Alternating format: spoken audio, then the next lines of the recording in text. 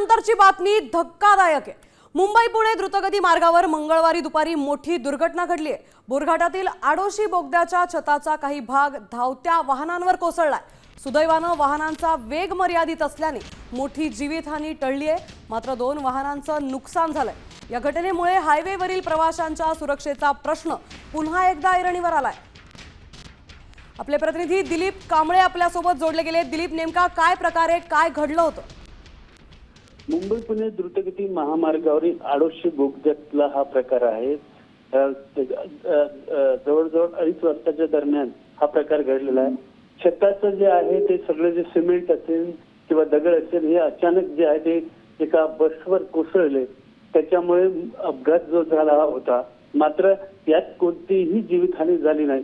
मात्र हे नेहमीच्या नेहमी जर होत असेल तर जे प्रवास जे करतात त्यांचा जो जीव जो आहे तो ऐरणीवर आलेला आहे।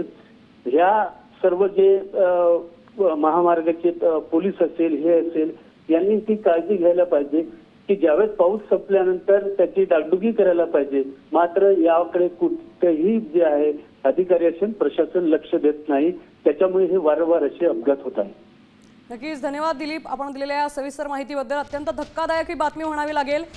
हायवेवर जर तुम्ही प्रवास करत असाल तर तुमच्यासाठी अत्यंत महत्त्वाची बातमी आहे। एक्सप्रेसवेवर आता बोगद्याचं छत काही गाड्यांवर कोसळलंय।